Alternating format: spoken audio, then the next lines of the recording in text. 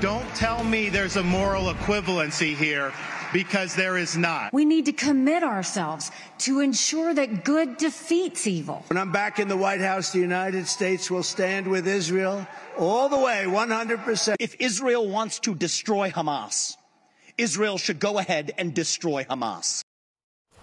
GOP candidates, including our next guest, making their message clear when it comes to supporting America's greatest ally in the Middle East, which is Israel, of course, defending its very right to exist. I was actually watching these speeches when Mike Pence just dropped out. Here with his agenda for the Mideast and peace is GOP presidential candidate Vivek Ramaswamy. Vivek, I want to get to Mike Pence, but first let's start off with the news of the day. I'm stunned seeing these protests in Tulane. I'm stunned seeing it in Columbia. I'm stunned seeing it in Cornell.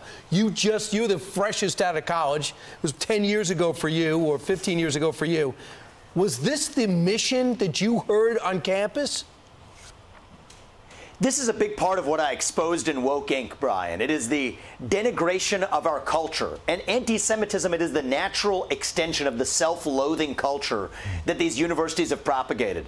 So back when I was on campus, no, it was 2003 to 2007. It wasn't this bad, but this was the direction that things were going.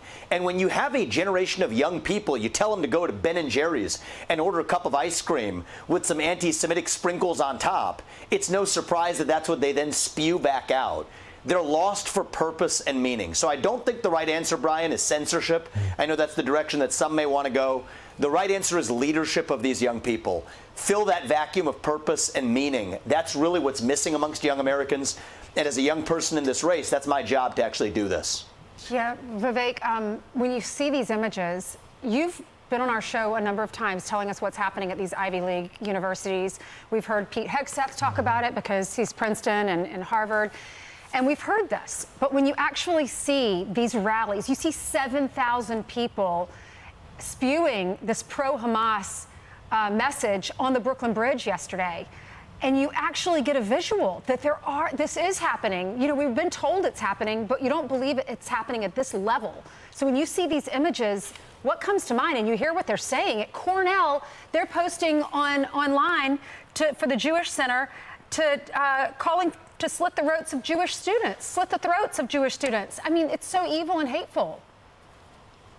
Well, also, you look at the UN Secretary General's comments last Wednesday, drawing a false equivalence between Hamas's attacks on Israel and Israel's national self-defense.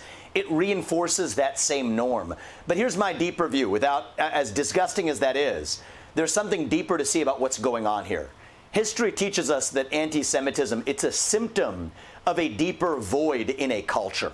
And so as leaders, it's our job to take a step back and say that especially young people in this country, they are lost. They are starved for direction, starved for the things that they used to miss: faith, patriotism, hard work, family. And yes, we have wokeism and transgenderism fill the void. Now we see anti-Semitism fills that void too. So I think it's a symptom of a deeper cancer in American life, and we have to revive our own identity. And I think that melts away a lot of these toxic poisons in response. So Vivek, I saw your comments at the Jewish Coalition Summit, and you gave this description of like the Red Wedding from the Game of Thrones. But previously you had said, and you talk about destroying Hamas in that soundbite, but you previously said destroy Hamas is not its own a viable or coherent strategy. What do you mean by that? Yep, so I draw a very clear distinction, Lawrence. I think Israel has a right to its own national self-defense, and it should defend itself to the fullest without answering to the U.S. or Europe or the UN or anybody else. But I worry that if we go beyond our standard pre-committed $3 billion per year aid to Israel, if we go on to specifically get involved militarily in this war, then we have to ask questions that demand specific answers about clear war objectives that I don't think is in the U.S. interest or in Israel's interest. So my view as an America First conservative is that Israel is our most important ally in the Middle East, but they get to make their own decisions about their national self-defense. But if we're going to get involved, I do have some serious concerns about a prolonged ground invasion in Gaza that, with U.S. involvement, could result in a broader war in the Middle East. So my message is clear. Give an ultimatum to Iran.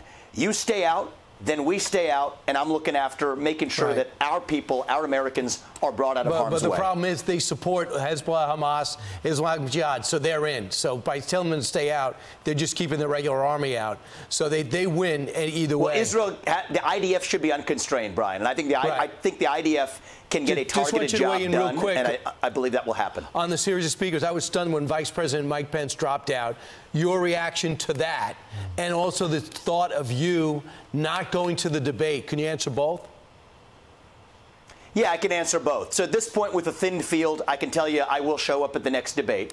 My main issue was a lot of people on that stage that I don't think the last debate was very useful. Now, what I will say is also this. I respect Mike Pence and wish him well in his future journey in his career. I think it's a good thing for this field to thin, to offer voters a clear choice. I think that Mike Pence, Nikki Haley, Tim Scott, Chris Christie, they're all traditional politicians, Bush-era conservatives, and voters deserve that choice, but they don't need four of them. I think one choice is plenty for that lane.